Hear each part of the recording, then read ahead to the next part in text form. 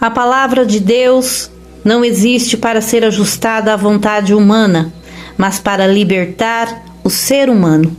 Em Cristo Jesus, a verdadeira liberdade é concedida.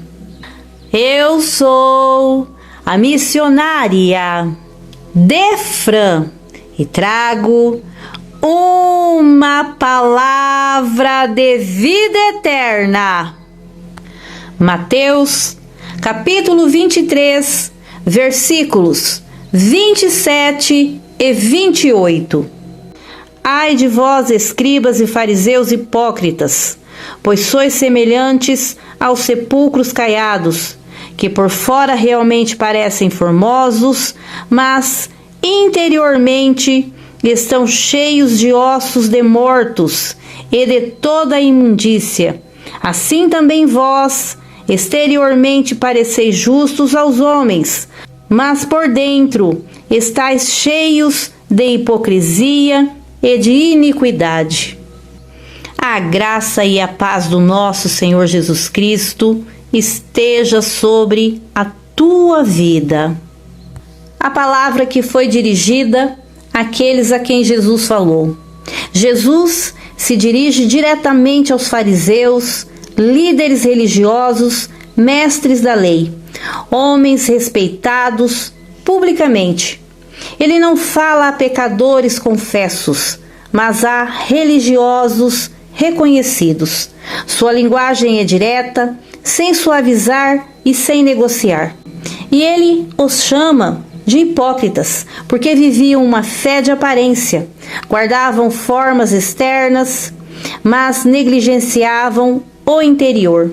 Exibiam piedade, mas cultivavam orgulho. Ensinavam santidade, mas escondiam corrupção no coração. Jesus deixa claro que a religião que não transforma o interior se torna um teatro espiritual. Para Deus, não basta parecer justo, é necessário ser verdadeiro. Não basta falar certo, é preciso viver alinhado. O problema não era a lei, mas o uso da lei para sustentar uma identidade falsa. Ao comparar aqueles homens a sepulcros caiados, Jesus revela uma dura realidade. Beleza exterior pode esconder morte interior. E onde há morte interior, não há vida, ainda que exista discurso religioso. A mesma palavra falando aos dias de hoje. Nos dias de hoje, essa palavra continua confrontando a humanidade. Não como condenação cega, mas como uma revelação necessária. A palavra de Deus chama o ser humano à realidade, a ser verdadeiro, de acordo com aquilo que realmente é em seus pensamentos, sentimentos e intenções no secreto. O confronto de Cristo expõe uma tentação permanente. Ajustar-se às expectativas do mundo, assumir personagens, moldar comportamentos para aceitação, enquanto o coração se distancia da verdade. Deus, porém, não criou o ser humano para viver de máscaras, mas para viver em identidade. A palavra não convida à imitação religiosa, mas à autenticidade diante de Deus. O chamado não é para parecer espiritual, mas para ser íntegro. O Evangelho não forma atores, forma pessoas livres. Jesus confrontou aquele povo porque eles haviam trocado vida por aparência, verdade por reputação, essência por forma. E esse mesmo confronto permanece atual, pois a hipocrisia não pertence a uma época, pertence à condição humana quando a verdade é rejeitada. Reflexão para nós hoje. Cristo não confronta para humilhar, mas para libertar. Ele não expõe o interior para destruir, mas para curar. Ele não remove máscaras para envergonhar ninguém, mas para devolver identidade. Ser real diante de Deus exige muita coragem. Exige abandonar personagens, romper com expectativas impostas e viver de acordo com aquilo que Deus criou no íntimo.